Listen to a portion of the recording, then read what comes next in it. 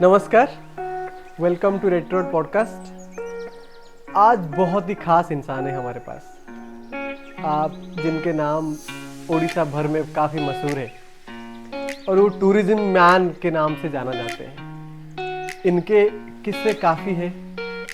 हम आज बहुत सारे वास्ट टॉपिक में डिस्कस करने वाले हैं। टूरिज्म, जब बात आती है टूरिज्म तो लोग इनको ढूंढते हैं और ये मेरे बहुत फेवरेट है। मैं इनके साथ काफ़ी मिल चुका हूँ पहले से, काफ़ी मोटिवेशन मिलती है टूरिज्म इंडस्ट्री में काम करने के लिए, इकोसिस्टम को कैसे आगे बढ़ाने के लिए। आज कोई और नहीं, आज हमारे साथ श्री देवाशीष पटनायक है, जो द क्राउन होटल्स के ओनर और डालमा रेस्टोरेंट चेन के जो ओनर हैं। इनके नाम काफ़ी है, आज उनसे सुनते हैं उनके 25 साल के एक्सपीरियंस, टूरिज्म में वो क्या क्या काम किए हैं और आगे जाके क्या उनके प्लान है। बहुत सारी चीज़ें डिस्कस करने वाले हैं, पूरा एंड तक देखिए। Thank you so much sir, thank you so much for joining red Road podcast.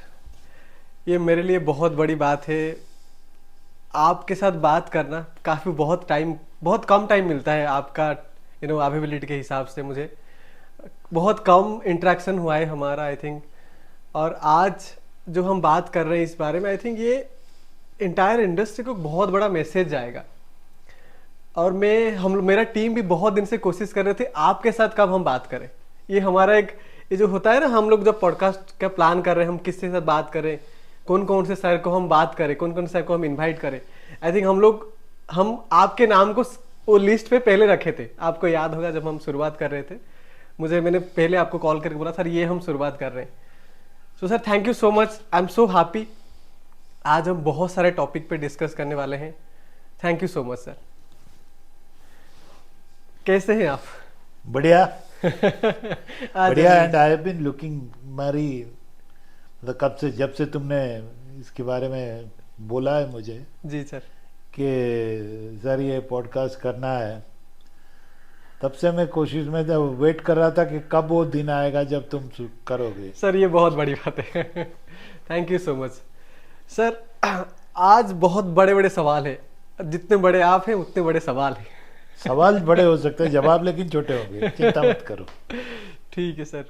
Sir हम शुरुआत करेंगे आपके जो जर्नी रहा इस टूरिज्म इंडस्ट्री में। आपका हम इंडस्ट्री, जब आप शुरुआत किए कॉलेज के टाइम से आज इतने बड़े मुकाम पे पहुंच चुके हैं आप, ये पूरा हिस्ट्री सर थोड़ा सा बताइए हमें।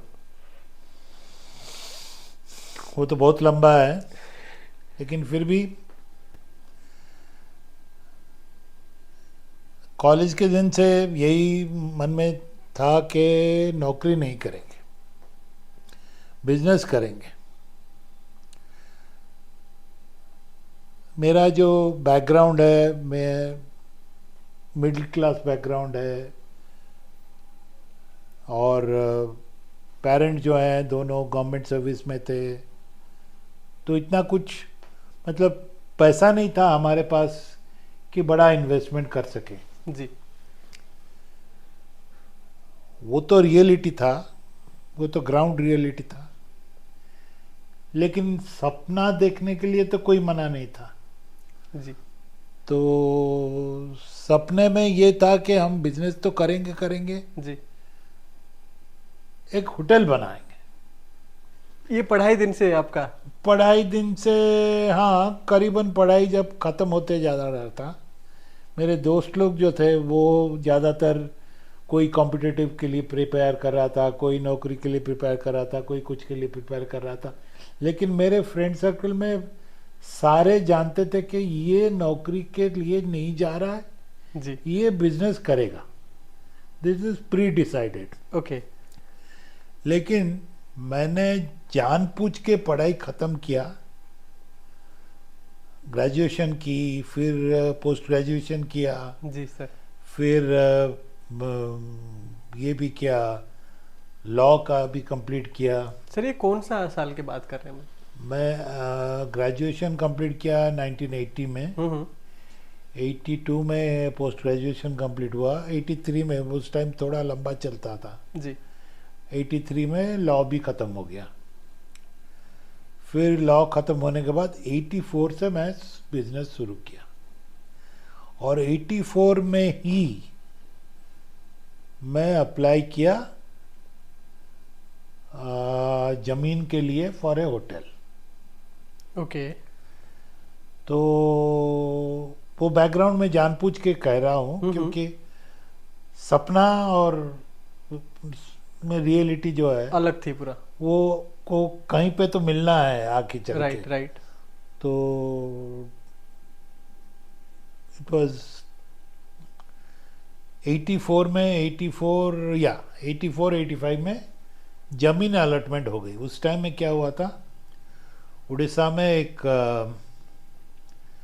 जानकी वल्लभ पटनायक बोल के चीफ मिनिस्टर आए राइट। थे। तो उन्होंने दो चीज किया। उन्होंने एक बोला कि 1000 दिन में 1000 करोड़ का 1000 ठो इंडस्ट्री बनना चाहिए। अच्छा। उनका ड्रीम था। ओके। और दूसरा था कि टूरिज्म को, वो देश में पहला स्टेट था उड़ीसा जो टूरिज्म को इंडस्ट्री का एक मान्यता दिया था। मान्यता दिया था। ओके। ये सीएम पहला स्टेप ये सीएम सर का पूरा एक विजन था कि टूरिज्म को हम बहुत आगे लेके जाएंगे। जा। तो वो जमीन के लिए, उसके लिए थोड़ा हेल्प कर रहे थे जी। तो हमने अप्लाई कर दिया एक जमीन के लिए। ओके। बट जमीन तो मिल गई, लेकिन उसमें जो बनाना था उसके लिए थोड़ा पैसे की जरूरत थी। डेफिनेटली। वो जुगाड़ करते करते मैं बोला कि उसको जुगाड़ करेंगे तब तक कुछ करते हैं, और नौकरी तो नहीं करेंगे तो कुछ ना कुछ बिजनेस करना है। तो आई केप्ट ऑन फील्डिंग। मैं एडवर्टाइजिंग एजेंसी किया था। तो एडवर्टाइजिंग एजेंसी कंटिन्यूड टिल 95-96, जब तक मैं पूरा फंडिंग के लिए रेडी नहीं हुआ। ओके। तो फिर हम लोग मेरे दो दोस्त मिले जो इन्वेस्ट करना चाहते थे होटल में। तो हम लोगों ने शुरू किया, कंस्ट्रक्शन शुरू किया 98 में। ओके। और 2000 में होटल को खोल दिया। Okay. This I am talking about hotel Crown in Bhubaneswar. Right. तो अभी अगर 2000 से आप आज देखोगे तो 25 साल का करीबन अपना जर्नी हो गया है right in tourism industry. Right. Parallelly probably in 2001 में मैं देखा कि भुवनेश्वर में कहीं पे कोई ऑर्गेनाइज्ड उड़िया कुजीन का, उड़िया खाना नहीं मिलता है ढंग का। ओके।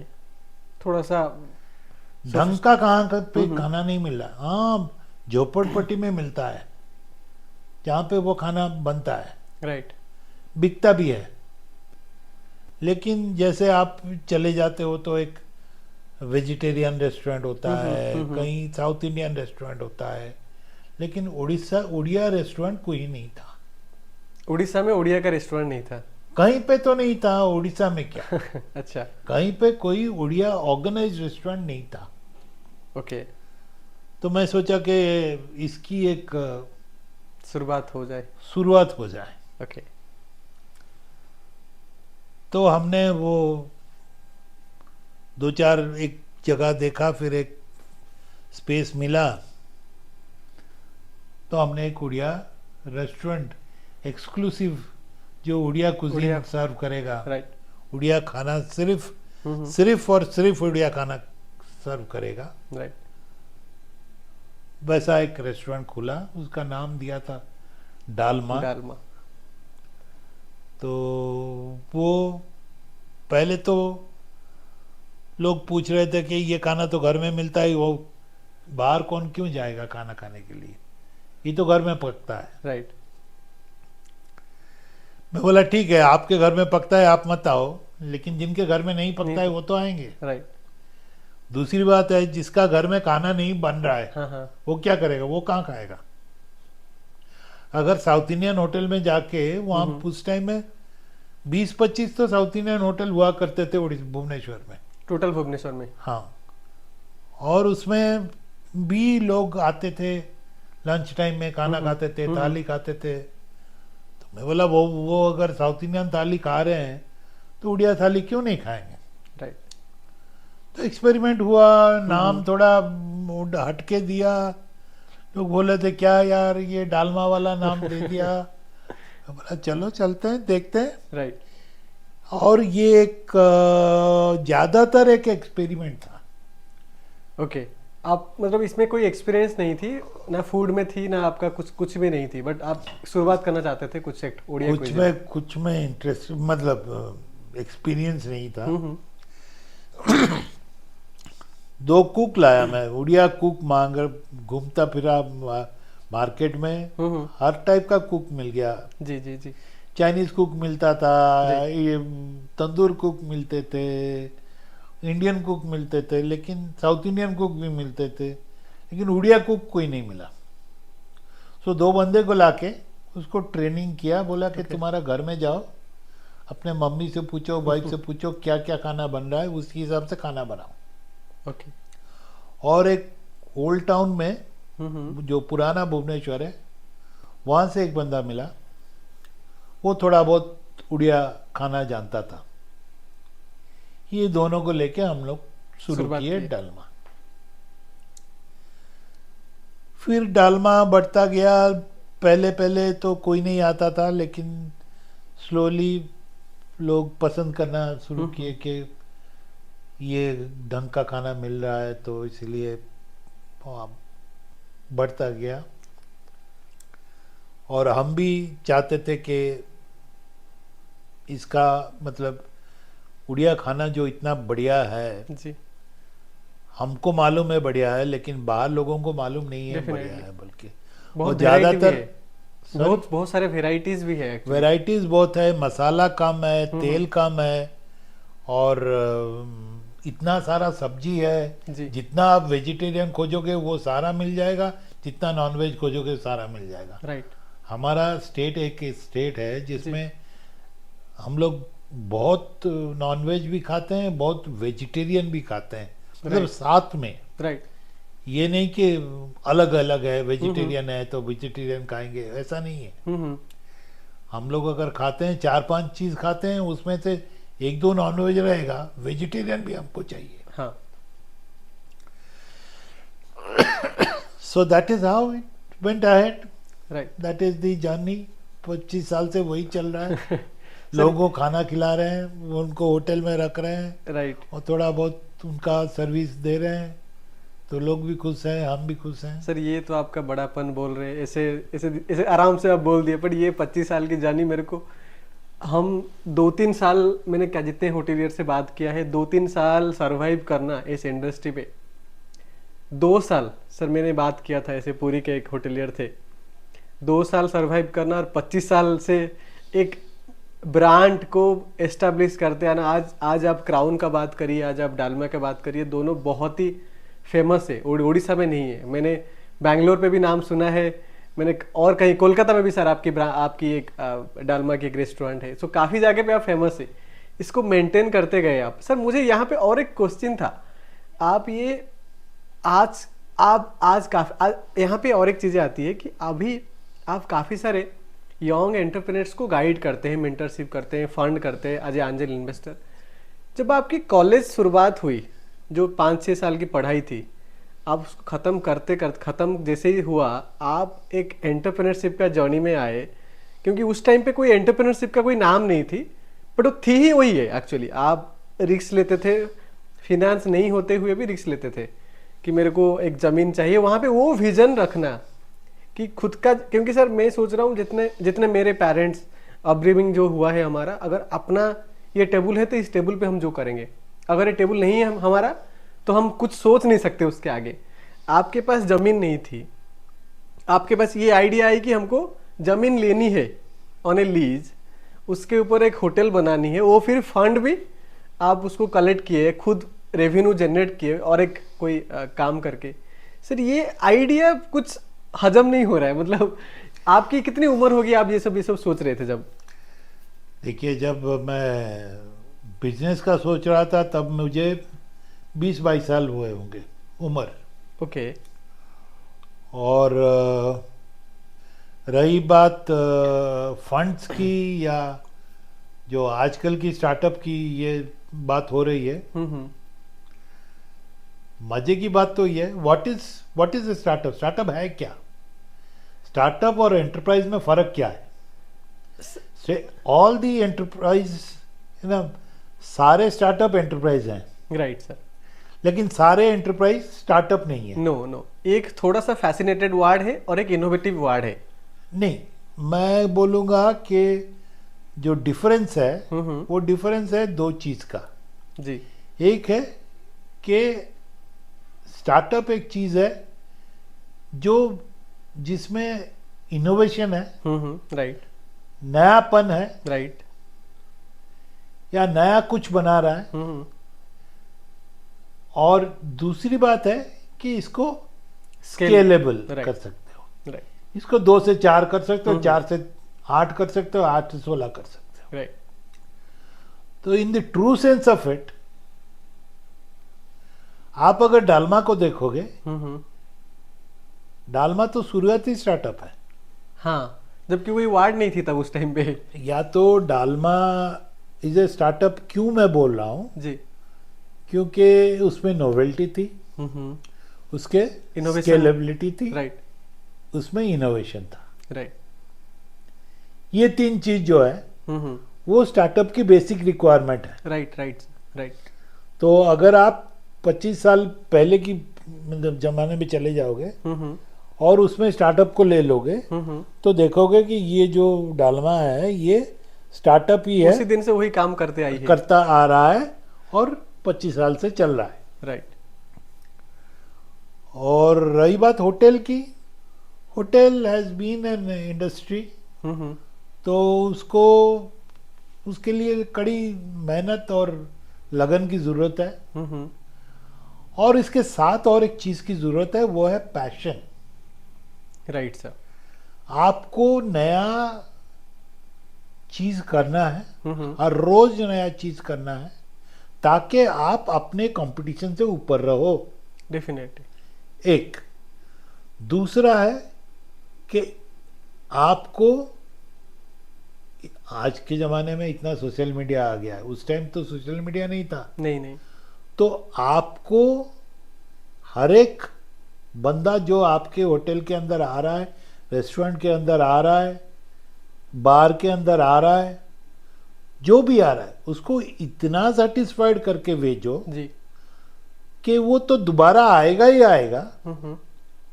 ऊपर से वो 10 आदमी को बोलेगा कि वहाँ अच्छा खाना मिलता है या अच्छा सर्विस मिलता है। तो जो जिसको हम लोग बोलते हैं कि word of mouth publicity, right. वही उस टाइम हो रहा था, क्योंकि हमारे पास इतने पैसे नहीं थे अखबार में एडवर्टाइजमेंट Right. निकालने के लिए। सोशल मीडिया तो नहीं थे। सोशल मीडिया तो नहीं था। राइट। तो हमारा जो एडवर्टाइजमेंट था वो वर्ड ऑफ माउथ था, और ज़्यादातर सेटिस्फाइड कस्टमर्स थे। Quality of service. Quality of service, quality of food right. And comfort, ये तीनों को लेके हम लोग आगे जा रहे थे। सर ये जर्नी जैसे आप बता रहे हैं, काफ़ी इजी से बता रहे हैं, मैं थोड़ा सा डिटेल में जाना चाहता हूँ। सर ये आप एक रेस्टोरेंट चेन चला रहे हैं, अभी आज के मैं बात कर रहा हूँ, एक होटल रन कर रहे हैं, और किस किस चीज़ें पे आप हैं, मतलब आप किस किस को सपोर्ट कर रहे हैं, जैसे कि ये तो आपके 2 वेंचर से, और क्या क्या है जिस पे आप इंटरेस्टेड है और पैसन रखते हैं? देखिए, एक चीज़ है कि हम लोग जिस अगेन मैं चला जाता हूँ वही 20-25 साल या 30 साल पहले, 35 साल पहले जब मैं बिजनेस शुरू किया, उस टाइम में हमको सपोर्ट करने वाला कोई नहीं था। हमको खुद को करना पड़ता था, जो करना है। जो करना है। आइडिया भी आइडिया का। भी खुद का था, फेल होने से आप ही हो। फेल तो आप ही होगे, पास आप ही करोगे, और ड्राइव भी आप करोगे। हम्म। और इस तो हम लोग जब कर रहे थे, जब शुरू कर रहे थे, राइट सर। उस टाइम ले हमको कोई गाइड करने वाला नहीं था। जो करना है खुद को करना है, खुद भी फेल होना है। खुद भी फेल होना है जो भी है, और सक्सीड भी करना है, नहीं खुद को राइट राइट। सक्सीड करना है। लेकिन आगे चल के मैं देखा कि जो चीज हमको नहीं मिली, अभी की जो जनरेशन है उनको वो अगर हम लोग दे सकते हैं, राइट। कुछ भी, चाहे हैंड होल्डिंग हो, चाहे मेंटरिंग हो, चाहे गाइडिंग हो, चाहे फंडिंग हो, कुछ भी, थोड़ा बहुत। हम्म। एक एक एंटरप्रेन्योर जब जा रहा है बिजनेस करने के लिए, उसको बहुत सारे ऑब्स्टेकल्स आते हैं, डेफिनेटली सर, डेफिनेटली। बहुत सारे परेशानियां आती हैं, लेकिन उसको फेस करने में सबसे बड़ा जो जरूरत है, पैसा नहीं है, नहीं सर। उसको साइकोलॉजिकल सपोर्ट चाहिए। Definitely definitely. उसको ये दिमाग में बैठना चाहिए उसका कि मेरे साथ कोई है जो मेरा सुनेगा, राइट। कुछ करे या ना करे, डेफिनेटली सर, करते जाना है। आगे तो बढ़ना है। जी। लेकिन अगर मैं गिर गया, अगर मैं फिसल गया, अगर मैं रुक गया, तो कोई है मेरे पीछे जो मुझे कॉन्फिडेंस देगा, सपोर्ट करेगा। सर ये मोरल सपोर्ट की जो आप बात कर रहे हैं, आई थिंक ये हाँ। बहुत बड़ी, जैसे सर हम लोग शुरुआत किए 3 साल हो गया रेड रोड को। हम काफ़ी चीज़ें, काफ़ी अप्स एंड डाउन, काफ़ी डाउन देखे। अप्स में अगर मैं बात करूँ, रियलिटी में बात करूँ आपसे आज, ये जो मोरल सब, जब भी मैं आपसे कभी कभी बात कर लेता हूँ और भी कितने लोगों से बात करता हूँ, जब क्या होता है यार हो जाएगा, टेंशन मत ले, करते जा, वो कंसिस्टेंसी लगाते जा। आई थिंक ये जो मोरल सपोर्ट आप दे रहे हैं लोगों को, मेरे जैसे बहुत सारे स्टार्टअप्स को आप बता रहे हैं, आई थिंक यार ये फंड से काफ़ी बड़ा है। मैं ऑनेस्टली बता रहा हूँ आज आपको। बिल्कुल बिल्कुल। Definitely sir. हमारे टाइम में वो नहीं था। नहीं था, बिल्कुल नहीं सर। सो मैं सोचा कि अभी टाइम आ गया है जिंदगी में कि कुछ वापस देना है। अगर मैं आज एक सक्सेसफुल तो नहीं बोल सकता, एक एंटरप्रेन्योर हूं, जी कंफर्टेबल हूं, जी। तो उसमें सबसे बड़ी कंट्रीब्यूशन जो है मेरी सोसाइटी की है, मेरे आजू बाजू जो है। जी फैमिली की बात तो हर कोई करता है, फैमिली के सिवा सोसाइटी है, फ्रेंड्स है, और फाइनेंसियर्स है, जो भी है, जी। इन लोगों का कंट्रीब्यूशन सबसे ज़्यादा है। मेरा एफर्ट जितना है उनका कंट्रीब्यूशन उतना ही है। वो बैक कर रहे हैं आप। तो थोड़ा तो कुछ कोशिश करें रिटर्न करने के लिए। डेफिनेटली। जब मेरा पहला मतलब I got involve in the tie movement. Hmm. Tie is the Indus entrepreneurs. Hmm. Basically उनका काम है फोस्टरिंग एंटरप्रेन्योरशिप। राइट। तो मैं देखा कि ये एक सही जगह है जो मेरा दिमाग में है। मेरे दिमाग में है कि मैं उड़ीसा में थोड़ा हेल्प करूं एंटरप्रेन्योर एंटरप्राइजेस को। राइट। तो ये जो प्लेटफॉर्म है, ये प्लेटफॉर्म सही है मेरे लिए। तो इसी प्लेटफॉर्म में मैं काम करना शुरू किया। तो आगे चल के स्टार्टअप्स मूवमेंट आ गए, स्टार्टअप्स आ गए, उनको सपोर्ट करना शुरू हुआ। किसी को फंड कर दिया, किसी को मेंटरिंग कर दिया, किसी को हैंड होल्डिंग कर दिया। तो वैसे चलता रहा। तो the only thing is why people talk about me as a startup mentor और सपोर्टर इन ओडिशा, क्योंकि मैं पहले आ गया हूं। राइट। मेरे बाद बहुत सारे वैसे लोग हैं जी जो मेरे से ज़्यादा काम किए हैं इस एरिया में, जी लेकिन क्योंकि मैं पहले आ गया था और जिसको मैं जिन जिन को मैं फंडिंग किया जी या जी सपोर्ट किया जी उसमें से दो चार बहुत अच्छे बन गए, जी जी सर। तो इसीलिए नाम थोड़ा हो गया, लेकिन जी जी नाम जी मेरा नहीं है, जी। उनके काम से मुझे नाम मिल रहा है। नहीं सर, ऐसे बात नहीं है सर। मैं तो यहाँ पे बताना चाहूँगा, आपके एक दो इन्वेस्टमेंट स्टार्टअप वो मतलब एक अच्छा पोजीशन पे पहुंच गए, जो I think soon they are going to be a unicorn from our नहीं, इंडिया। वो तो बात, वो उनकी एफर्ट है, उनकी राइट राइट पैशन है, उनकी right you know all kinds of expertise है, राइट उसके लिए वो बन रहे हैं। राइट।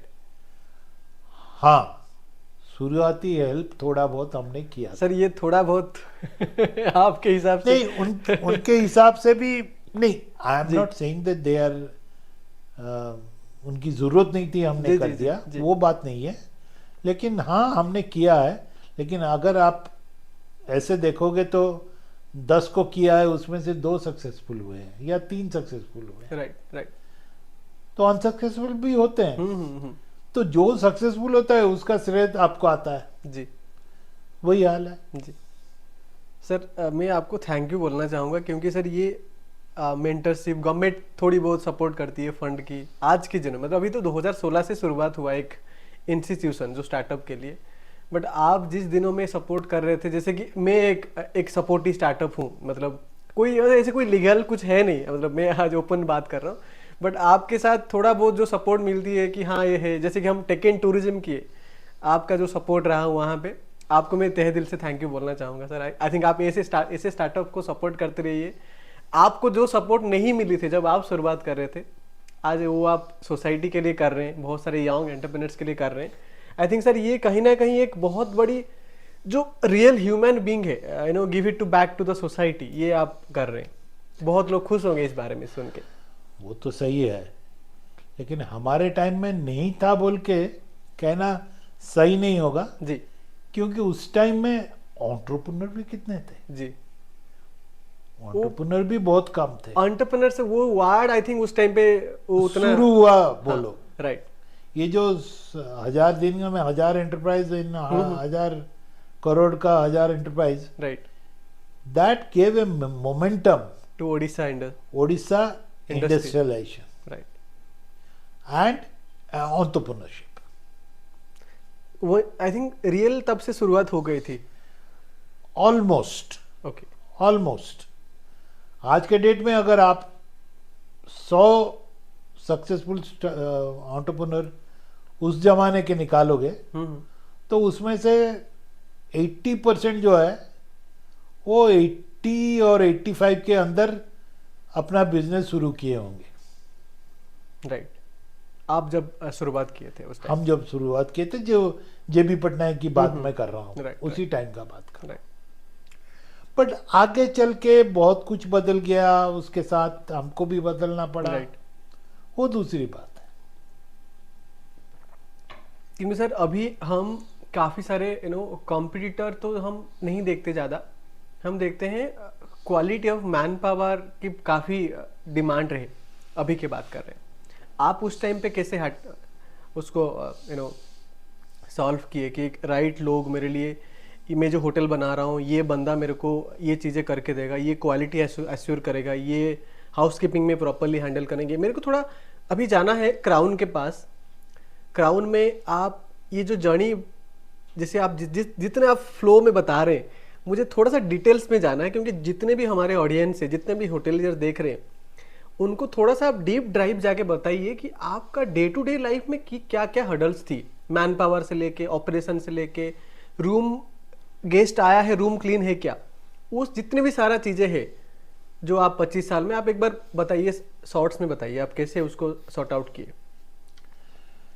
उसमें देखिए, हम एक तो ये पक्का ज़रूरी है कि आपको ट्रेंड मैन पावर चाहिए।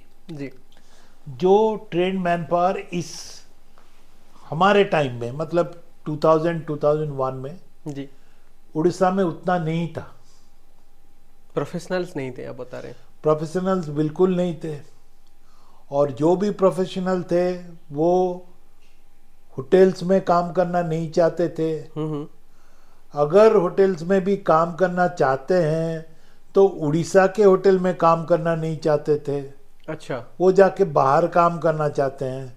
आप अगर देखोगे उस टाइम में आ, क्या उस टाइम में, आज का डेट में भी अगर आप देखोगे, गोवा में हो, बॉम्बे में हो, हम्म। इवन बैंगलोर में हो या हैदराबाद में हो, हर जगह होटल इंडस्ट्री में उड़िया लोग भरे हुए हैं। Right sir. ये 3 एरिया में काम करते हैं। एक है सर्विस में, F&B सर्विस में काम करते हैं, राइट। हाउसकीपिंग में काम करते हैं, और किचन प्रोडक्शन में काम करते हैं। ये 3 एरिया में आपको उड़िया लोग दिखेंगे।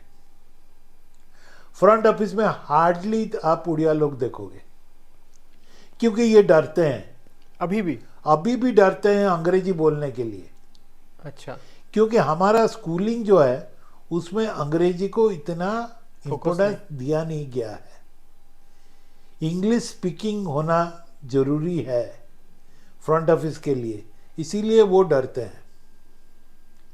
लेकिन आप बैंगलोर में जाओ, आप हैदराबाद में जाओ, आप देखोगे किचन और फूड एंड सर्विस में भरे हुए हैं 50%, 60% ओडियास। ओके। मुझे याद है, मैं वो उस टाइम का बात है, 2007-8 का बात है। आईपीएल शुरू हुआ था, दोपहर को मैच हो रहा था, बैंगलोर गया था मैं किसी को बोला यार चलो बियर पीते हैं कहीं बैठ के और मैच देखेंगे। तो मॉल के अंदर एक था, उसमें चले गए हम लोग 2 जन।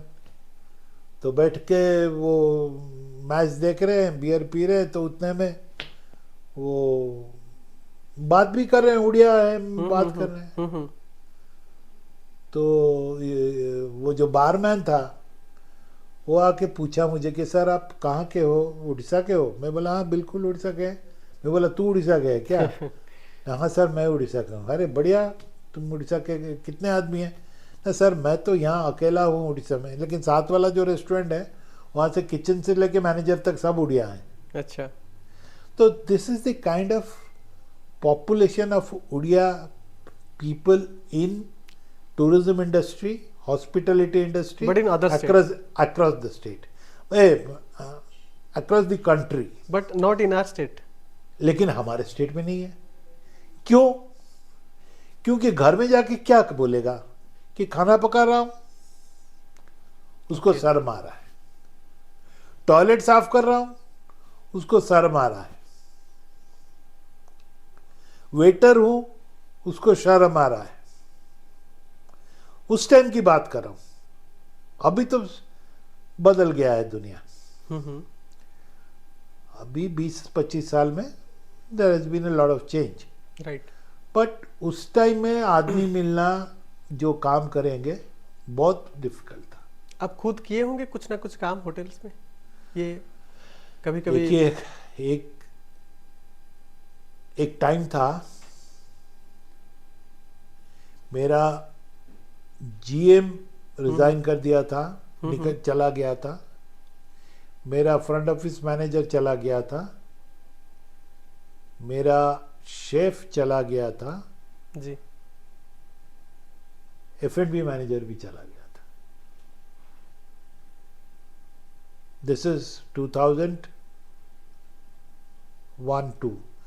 हर जगह यही होता है, जब आप होटल खोलोगे ना बढ़िया बढ़िया स्टाफ आते हैं। नया होटल है, नया नाम है, आते हैं। लेकिन 6-8 महीने 1 साल में वो सारे जो अर्लियर अपॉइंटमेंट हैं उनमें से 60-70% निकल जाते हैं। क्या रीजन सर होता है? वैरायटी ऑफ रीजन है। किसी को जगह पसंद नहीं होता है, किसी को स्टाइल ऑफ वर्किंग पसंद नहीं होता है, किसी को जीएम पसंद नहीं होता है, कभी कभार ओनर को जीएम पसंद नहीं होता है। ओके। तो GM चला जाता है. So that kind of scene happens and it's a regular thing. तो हमारे वहाँ एक सिचुएशन आया कि कोई है कोई नहीं. I have gone to the extent of in Crown मैं खुद रूम सर्विस में बैठ के ऑर्डर लिया हूँ. ओके और ऑर्डर डिलीवरी का मॉनिटर किया हूँ. ओके. खुद किया हूँ. फ्रंट ऑफिस सर कौन देख रहे थे? फ्रंट ऑफिस के लिए बंदे थे. Okay. Front office is not a difficult thing. Critical कौन क्या क्या है ना. आपका रूम सर्विस क्रिटिकल है. Definitely sir. ऑर्डर आ रहा होगा तुरंत मार के उसको. बैंक्वेट में खाना जाना क्रिटिकल है जी. और आपका रूम क्लीन होना क्रिटिकल है.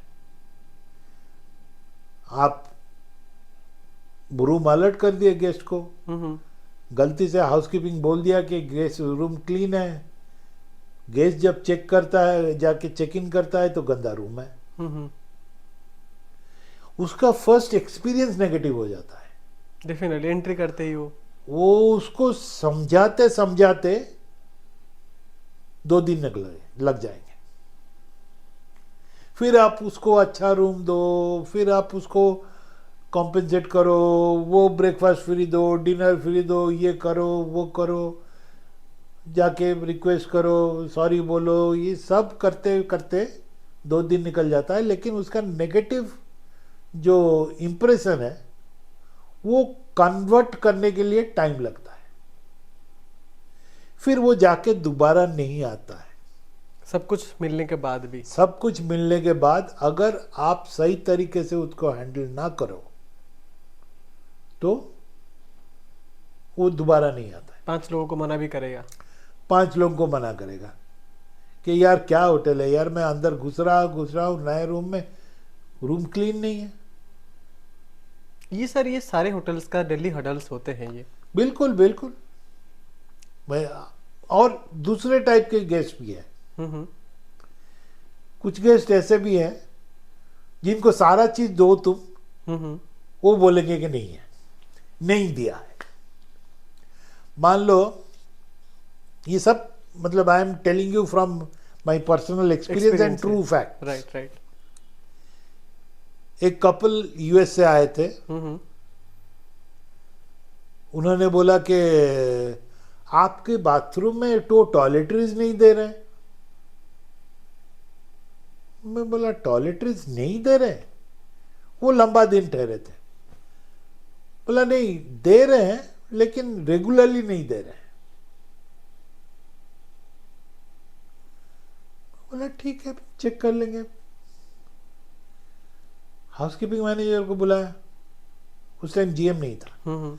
हाउसकीपिंग मैनेजर को बुलाया. मैं बोला यार ये क्या कंप्लेन है. वो USA से आए हैं, कंप्लेन कर रहे हैं कि टॉयलेटरीज नहीं जा रहा है. वो बोला सर कभी फुर्सत में आपको बताऊंगा. फिर दोपहर को आया मेरे पास. बोला सर अभी रूम में गेस्ट नहीं है, आप चलिए मेरे साथ. हमारे पास मास्टर की होते हैं. जी जी जी. तो मास्टर की से रूम खोला और कोने में एक बैग पड़ा था, वो दिखाया. वो बैग में सारा टॉयलेटरीज भरा हुआ है. जितना टॉयलेटरीज ये दे रहा है सब वो लेडी वो बैग में भर रही है और बोल रही है कि नहीं है, नहीं दे रहे. सो different kinds of guests you have, right, and different kind of that makes you वो experience जो है आपको आगे चल के हेल्प करता है to be a successful person. Sir यहाँ पे क्राउन एक अच्छा सा ब्रांड बन गया. अभी आप ताज के साथ पार्टनरशिप किए रिसेंटली, मतलब 1-2 साल हो गया आप ताज के साथ पार्टनरशिप की. सर ये जो एक्सपीरियंस आपका रहा, आप खुद काफ़ी जगह पे इन्वॉल्व हुए थे, आज ए ओनर. बट सर ये क्राउन को, बिकॉज आपको पता होगा भुवनेश्वर में सर कई 100 होटल्स होंगे उस टाइम पे, कुछ भी होटल्स होंगे उस टाइम पे, पर ये आप क्या क्या चीज़ें, मुझे 3 चीज़ बताइए क्या क्या चीज़ें मेंटेन करते आए क्राउन को एक ब्रांड और एक अच्छा ARR जैसे जो एवरेज रूम रेट अभी आपकी सर कितने एवरेज रूम रेट बिक रही है? अभी after this Taj IHL branding, the average ARR should be around 8,000 rupees. 8,000, sir अब 8,500. शुरुआत कितने में किए थे? कब? जब हमने शुरू किया जी था? जी जी जी, अरे पूछो मत, वो जमाने की बताइए सर। 25 साल पहले की बात है, 1200 से 1500 में बिक रहे थे। तब सर ये 1200 आपको कम लग रहा है? सर आपको पता है काफी सारे होटल में मैं पर्सनली भी रुक चुका हूँ, पुरी में हो या राउरकेला पे, संबलपुर में, जो still they are having a good hotel but they could not create a good brand, so they are selling below 1,000 rupees.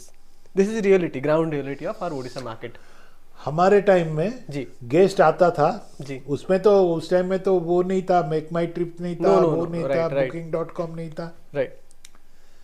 Guest आता था, गाड़ी को पोर्टिको में खड़ा करके आके रिसेप्शन में बोलता था 1200 में रूम देगा ओके, या मैं दूसरे होटल में जाऊं। Still this is happening sir, you know, I this is said still it. Happening, yes, this is still happening in Puri or location like Rishikesh, Himachal Pradesh, you know, Simla, Manali. People will come to you and they'll ask what is the room rate. If you say that boss we have 2,000, they'll say that the nearby hotel is, you know, offering us 1,800. Would you able to offer that?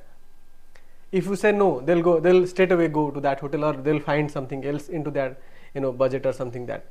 आज के इतने technology के होने के बाद still people are, you know, roaming from one hotel to other hotel. Sir मेरा question ये था, आप 1,000-1,200 का ARR को 8,000 तक पहुंचाना, एक लग्जरी होटल क्राउन शुरुआत में एक नॉर्मल होटल को एक लग्जरी होटल पे लाना, आप क्या क्या चीज़ें जो स्ट्रिक्ट करके रखे, 3 चीज़ें बताइए जो क्राउन को आज क्राउन को एक ब्रांड बन गया। क्राउन आज ताज आपके साथ पार्टनरशिप करने आए।